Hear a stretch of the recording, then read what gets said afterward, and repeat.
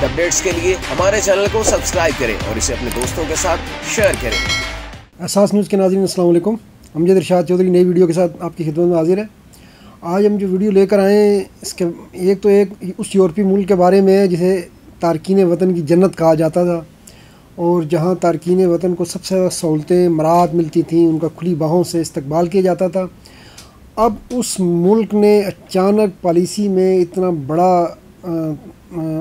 You turn لیا، آپ کہہ سکتے ہیں اتنی بڑی تبدیلی کر دی ہے، اور تبدیلی کرنے کا اعلان کیا ہے کہ جس کے نتیجے میں نئے تارکین وطن تو وہاں کیا جائیں گے، جو وہاں پہلے سے موجود لاکھوں تارکین وطن ہیں ان کے لیے بھی وہاں پر رہنا اب جو ہے وہ مشکل ہو گیا ہے، بلکہ اکثریت کے لیے تو ناممکن ہو گیا، اور وہاں سے انہیں کہیں اور جانا پڑے گا۔ اس طرح ایک اور ملک نے جو ہے وہ جو موجیں لگی ہوتی ہیں جو بے روزگاری الاؤنس کے نام پر، اس میں کافی، اور اس میں جو ہے نا کچھ عادی مجرم بھی ہوتے ہیں جو کام ہم نہیں کرتے، کہتے ہیں یہ بس ٹھیک ہے ان کے اوپر چلیں، تو ان کے لیے وہاں سے بری خبر ہے۔ تو پہلے ہم جو ہے وہ بے روزگاری الاؤنس والی خبر پہ بات کر لیں تو ڈنمارک جو ہے اس کا شمار اسکینڈینیوین یورپی ملک میں ہوتا ہے۔ تو ڈنمارک میں جو ہے بے روزگاری الاؤنس جو ہے اور دیگر مراعات بہت زیادہ ملتی ہیں۔ تو اب وہاں پر جو کچھ ایسے تارکین وطن بھی ہیں کہ جو بس کام نہیں کرتے اور کہتے ہیں جی بس ٹھیک ہے بے روزگاری الاؤنس اتنا مل جاتا ہے اور باقی چیزیں اتنی مل جاتی ہیں کہ اسی کے اوپر وہ جو ہے وہ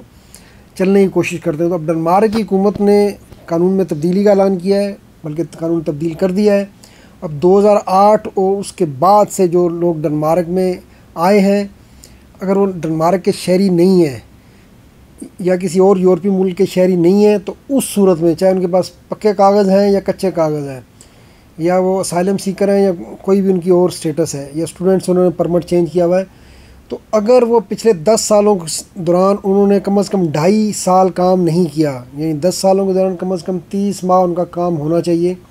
تو اس صورت میں انہیں جو ہے وہ جو بے روزگاری الاؤنس کی صورت میں فوائد مل رہے تھے بھاری بھرکم، وہ اب انہیں نہیں ملیں گے۔ وہ الاؤنس ان لوگوں کو، ان تارکین وطن کو ملے گا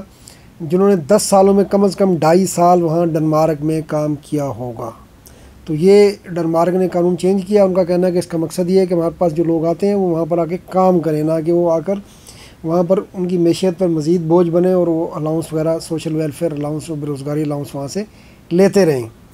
تو اب دوسری خبر کی طرف آتے ہیں جو سب سے اہم ہے۔ جیسا کہ ہم نے کہا کہ تارکین وطن کی جنت سمجھا جاتا تھا، وہ اس ملک کا نام ہے سویڈن۔ جیسا کہ آپ کو پتہ ہے کہ سویڈن ایک ایسا ملک تھا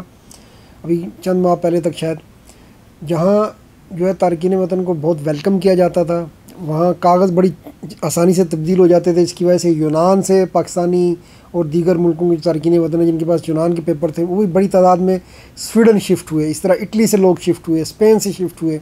باقی بھی یورپی ملک سے شفٹ ہوئے۔ اس میں بہت ایڈوانٹیج تھا، ایک تو وہاں پر تنخواہیں بہت اچھی ہیں، روزگار کے مواقع بہت زیادہ ہیں، پھر وہاں پر انگلش بھی اچھی خاصی بولی جاتی ہے پاکستانیوں کے لیے یا انڈینس کے لیے، یہ بھی ایک اچھا ایڈوانٹیج ہوتا ہے۔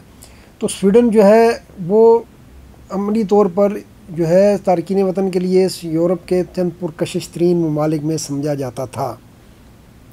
اور اس کے نتیجے میں وہاں پر تارکین وطن کی تعداد مسلسل بڑھی، اور سائپرس کے بعد شاید دوسرا وہ ملک ہے جہاں آبادی کے تناسب سے تارکین وطن کی تعداد سب سے زیادہ ہے۔ اب جو ہے وہ سویڈن میں چند ماہ پہلے جو ہے وہاں حکومت الیکشن ہوئے تو وہاں دائیں بازو کی حکومت آ گئی، اور دائیں بازو کی حکومت نے اس بنیاد پہ بھی ووٹ لیے کہ وہ اقتدار میں آ کر امیگرینٹس کی تعداد کو کم کریں گے۔ تو اب انہوں نے اس طرف پہلا قدم اٹھایا، لیکن یہ بہت بڑا قدم اٹھایا ہے۔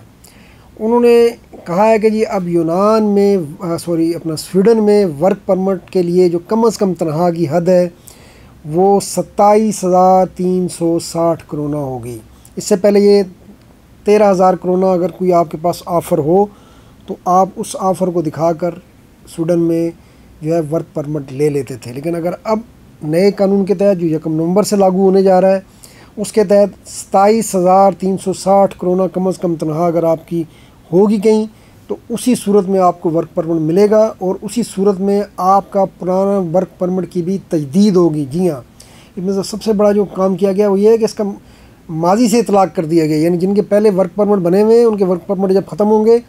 تو انہیں بھی ورک پرمٹ اس صورت میں نیا ملے گا جب ان کے پاس جو ہے 27,360 کرونا کے برابر تنخواہ کی آفر ہوگی۔ اگر اس سے کم ہوگی تو سویڈن کی حکومت اسے نیا ورک پرمٹ نہیں دے گی۔ اس کے نتیجے میں وہاں پر جو ہے خاص طور پر اچھا یہ واضح کر دوں کہ اس کا اطلاق جن کے پکے پیپر سویڈن کے بن چکے ہیں ان کے اوپر نہیں ہوگا، باقی جن کے اسٹوڈنٹس انہوں نے کنورٹ کرایا ان کے اوپر ہوگا، جن کے پاس ابھی سویڈن کے پکے پیپر نہیں ہیں ان کے اوپر بھی اس کا اطلاق ہوگا۔ تو یہ تقریباً لاکھوں میں تعداد جا سکتی ہے جن کے پاس اس وقت پکے پیپر نہیں ہیں اور سویڈن میں وہ کام کر رہے ہیں، لیکن ان کی تنخواہیں جو ہیں وہ 27,360 سے کم ہیں، تو اب انہیں نیا ورک پرمٹ نہیں ملے گا، اور سویڈن کی حکومت کا کہنا ہے کہ جنہیں نیا ورک پرمٹ نہیں ملے گا انہیں ہمارا ملک چھوڑنا ہوگا۔ تو یہ ایک بڑا انہوں نے اقدام کیا ہے، اور 1 نومبر سے اس قانون کا اطلاق ہوگا، لیکن اس قانون کا اطلاق کیونکہ ماضی سے کر دیا گیا ہے اس لیے جن کے پیپر جمع ہیں، کچھ ایسے لوگ بھی ہیں جن سے ایک یورپی خبر ایجنسی نے بات کی ہے، انہوں نے کہا کہ ہمارے 1.5-2 سال سے پیپر جمع ہیں اور ہمیں تو بھی پیپر ملنے والے تھے، لیکن اب ان کے پیپر پھنس گئے ہیں اور شاید انہیں اب وہ نہیں ملیں گے، کیونکہ ان میں سے اکثریت نے جو جمع کرائے ہوئے ہیں اپنے کانٹریکٹ، ان میں تنخواہ جو ہے وہ 27,360 سے کرونا سے کم ہے۔ اب جب کم ہے تو ظاہر ہے وہ ورک پرمٹ نئے قانون کے تحت انہیں حکومت نہیں دے گی۔ یہ حکومت نے واضح کر دیا کہ جن کے پیپر جمع ہیں یہ ان کے اوپر بھی اطلاق ہوگا۔ اگر 1 نومبر سے پہلے کسی کو مل جاتا ہے تو ٹھیک ہے، پرانے میں مل جائے گا، لیکن یہ ملنا مشکل نظر آ رہا ہے کیونکہ حکومت کی پالیسی کا مقصد ہی جب امیگرینٹس کی تعداد کم کرنا تو 1 نومبر سے پہلے ظاہر ہے وہ ان کو ملنا مشکل ہے، اور 1 نومبر کے بعد نیا قانون لاگو ہو جائے گا اور پھر ان کے پیپر جو ہے وہ زیادہ امکان یہ ہے کہ مسترد کر دی جائیں گے جی آپ، کیونکہ نئے قانون کے تحت 27,360 کرونا ہی کم از کم لمٹ پر نہیں آتے، اس لیے اب آپ کو نیا ورک پرمٹ نہیں ملے گا۔ تو اس پہ جو ہے خاص طور پر اسٹوڈنٹس تھے جنہوں نے اپنے ورک پرمٹ اسٹوڈنٹ سے ورک پرمٹ میں تبدیل ہوئے تھے یا جو باقی یورپی ملکوں سے گئے ہیں،